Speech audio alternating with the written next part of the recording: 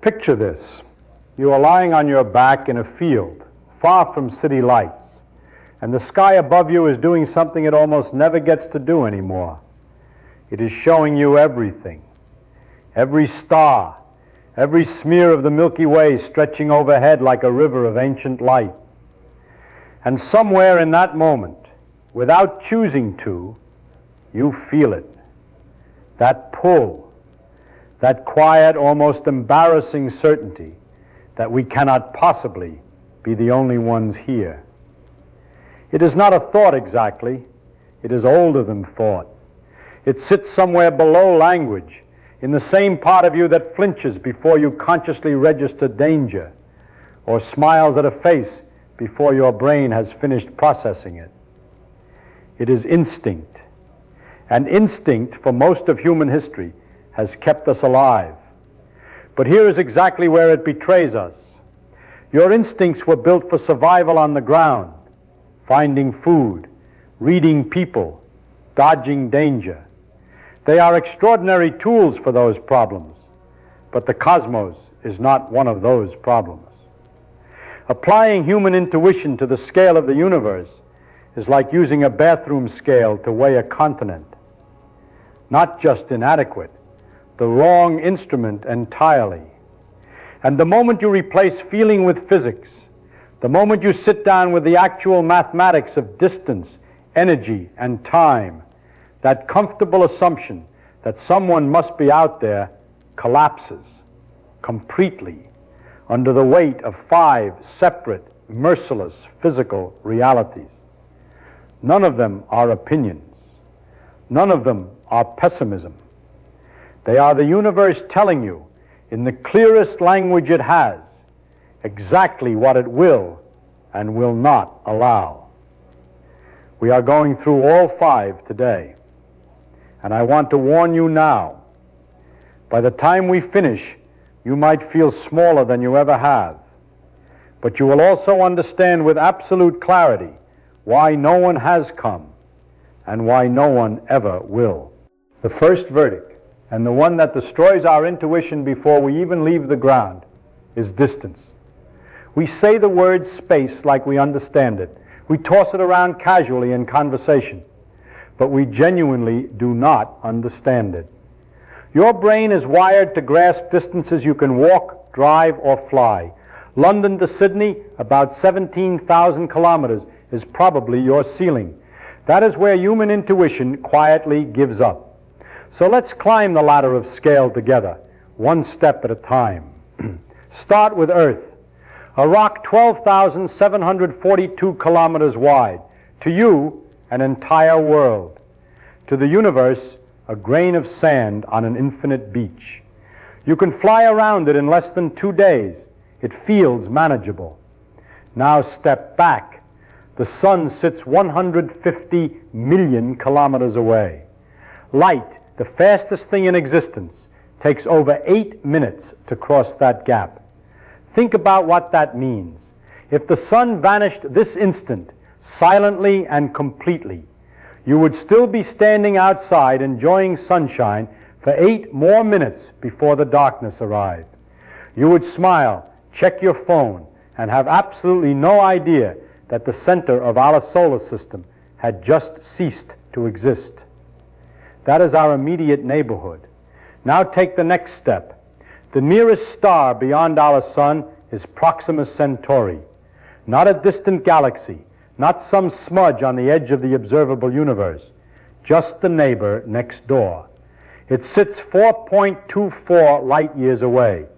Your intuition hears 4.24 and thinks, that sounds manageable, 4 of something.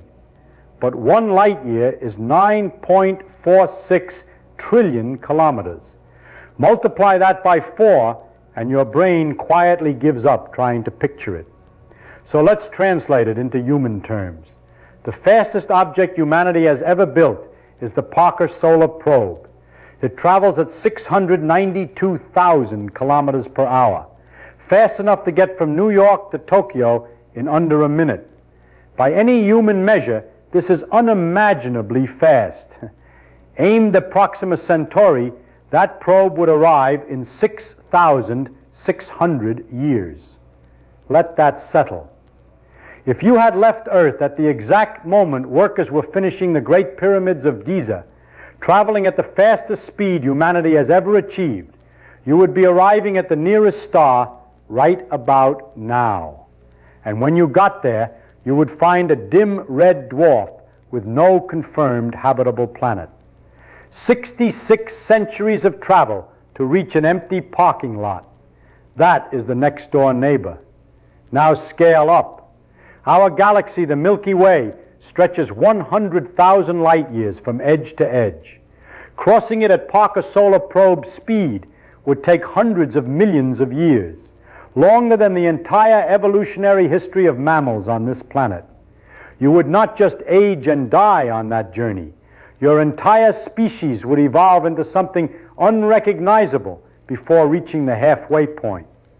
And the Milky Way is just one of roughly 2 trillion galaxies in the observable universe. The numbers do not just exceed human intuition, they mock it. But as overwhelming as distance is, it is only the first wall. Because even if you were somehow willing to travel for thousands of years, you would immediately run into something that makes distance look almost forgiving. Most people think of the speed of light the way they once thought of the sound barrier, a technical challenge, an obstacle that clever engineering will eventually overcome. We broke the sound barrier after all. Surely with enough time and technology we can break the light barrier too. This is the most seductive and most dangerous mistake in all of popular science. The speed of light is not an engineering limit. It is not a wall that smarter engineers can one day knock down. It is a structural property of reality itself. It is the speed of causality, the maximum rate at which any event anywhere can influence any other event anywhere else. It is woven into the mathematics of how space and time actually work, and Einstein showed us exactly why over 100 years ago. Here is the trap. In everyday life, push something harder and it goes faster. Everything feels linear and proportional. But as you approach the speed of light, physics stops being linear. It becomes asymptotic. The curve bends upward toward infinity and never arrives. As you accelerate an object toward that boundary, its effective mass increases. The harder you push, the heavier it gets. The heavier it gets, the harder you must push to maintain acceleration. And as you approach that final line, the energy required does not just grow very large, it approaches infinity. To reach 100% of the speed of light requires infinite energy. Not a lot of energy, not all the energy in the solar system, literally infinite energy. There is not enough energy in the entire observable universe to push a single grain of sand across that final line. Not because we have not built the right engine yet, because the mathematics of space-time will simply not permit it under any circumstances whatsoever. You can get to 90% of light speed with enormous effort, maybe 99% with staggering resources, maybe 99.9999% if you harvested the output of an entire star. But you will never reach 100. The asymptote never touches the axis. The universe does not negotiate this and grants no exceptions for civilizations sufficiently advanced or sufficiently desperate. And here is what this means for the alien question. When people ask why aliens do not simply travel faster, the answer is not that they lack the technology. The answer is that they live in the same universe we do. They obey the same Einstein. No matter how ancient their civilization, no matter how many billions of years they have had to develop their science and engineering, that speed limit applies to them as absolutely as it applies to us. The laws of physics are not regional policies. They are universal. Let's grant every assumption. Someone solves the energy problem. They have the ship, the fuel, the technology. Now they face something no amount of engineering has ever fully conquered: the human body. We were shaped by millions of years of evolution for one specific environment, one gravity, standard atmospheric pressure, Earth's magnetic field filtering incoming radiation. Remove any of these conditions, and the body does not just struggle, it begins systematically dismantling itself.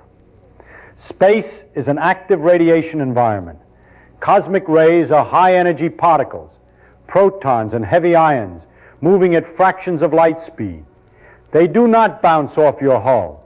They pass straight through it and straight through your body, snapping DNA strands continuously. Not as a rare event you might recover from, every second of every day of the voyage. On a trip to Mars lasting several months, cancer risk rises significantly. On a journey lasting centuries, the accumulated damage would be fatal many times over. Shielding helps, but shielding is heavy, and heavy feeds catastrophically back into the rocket equation. In zero gravity, bones lose roughly 1% of their density per month. Muscles waste. The heart, no longer working against gravity, shrinks and weakens. Eye pressure changes cause permanent vision damage. After 6 months aboard the International Space Station, which sits barely outside our atmosphere, astronauts return unable to walk without assistance. Now imagine 600 years. Cryogenic sleep sounds elegant until you remember one simple physical fact. Water expands when it freezes. Every cell in your body is mostly water. Freezing a living person causes ice crystals to form inside every cell simultaneously, shredding every membrane from within. Decades of research into cryonics have not solved this. It is not an engineering problem waiting for a better solution. It is a fundamental biological obstacle. Generation ships, communities that live and die over multiple generations until descendants eventually arrive, collide with the inescapable reality of human behavior. Seal hundreds of people in a closed metal environment for 500 years. Social hierarchies will shift and fracture. Cultural memory will distort, and mythology will replace history. The original mission will become something disputed by factions with incompatible interpretations. Genetic diversity, already limited by a small founding population, will narrow dangerously. The people who arrive, if any social structure survives long enough for arrival to occur, will be biologically and culturally unrecognizable. Send machines instead? Silicon is not immune to radiation. High-energy particles flip binary states in memory, introducing errors that compound silently over thousands of years. Metal fatigues, circuits degrade. Micrometeoroids no larger than dust grains, but moving at tens of kilometers per second, strike the hull continuously with the energy of bullets. Over geological timescales, entropy is patient and thorough and never takes a day off. Even our most sophisticated machines have lifespans. The galaxy is wider than any warranty. We have covered distance, the speed limit of causality, the tyranny of the rocket equation, and the fragility of biology. Any one of these is sufficient to make interstellar contact effectively impossible. But the fifth verdict operates on a scale so vast it makes all the previous ones feel almost intimate. Humanity has been generating detectable radio signals for about 100 years. That means our electromagnetic bubble is currently roughly 200 light years in diameter. The Milky Way is 100,000 light years across. Our entire century of broadcasting occupies a sphere so small relative to our galaxy that calling it a drop in the ocean would be a dramatic overstatement. We are not shouting into the void. We are whispering into a hurricane. But the deeper problem is not geography. It is time. The universe is 13.8 billion years old. Civilizations rise and fall. The window during which any civilization is technologically capable of communication and still exists is on cosmological timescales an eye blink. Humanity has been technological for perhaps 200 years. We might last another 10,000 if we are wise and fortunate. Against 13.8 billion years, that window is essentially zero. The chances that two civilizations exist simultaneously, within communicable range, at comparable technological stages, with instruments pointed in the right direction at the right moment, approach zero when you calculate them with honest numbers. Someone may have flourished near Proxima Centauri 1 billion years ago. They built instruments, searched the sky, and found silence, because we had not yet arrived. They lasted 100,000 years, which is long for a civilization and invisible for a galaxy, and then they were gone. Their signals have long since passed us, before we had ears to hear them. Not even ruins remain on whatever world they called home. Someone else may rise near that same star 1 billion years from now. By then, whatever has become of humanity will be as alien to them as the creatures of the Cambrian explosion are to us. The tragedy of the universe is not that it is empty. It is that the guests arrive at different times to a party that lasts only a moment, inside a venue so enormous that even simultaneous guests would likely never find each other. Someone always raises this, the Navy footage. Objects accelerating from a dead stop to extraordinary speeds in fractions of a second. After everything we just covered, the idea that something has already solved all 5 verdicts and is here right now would be the most extraordinary discovery in human history. But let's apply the physics. Accelerating that fast generates thousands of G's of force. Biological tissue does not deform at that level. It liquefies. An object moving at those speeds through atmosphere generates a sonic boom audible for hundreds of kilometers and a trail of ionized plasma bright enough to light up the sky. None of this appears in the videos. What appears is a blurry shape on an infrared sensor behaving in ways consistent with known gimbal artifacts and camera limitations. Which is more likely? That an alien civilization solved infinite energy, defeated light speed, crossed thousands of light years, and chose to briefly confuse Navy pilots on a grainy sensor? Or that a camera with documented limitations produced an artifact? If beings with the energy to reach Earth were in our atmosphere, you would not need a video. You would simply know. When you truly accept the 5 verdicts, something shifts. You stop waiting for someone to arrive and start seeing clearly what is actually here.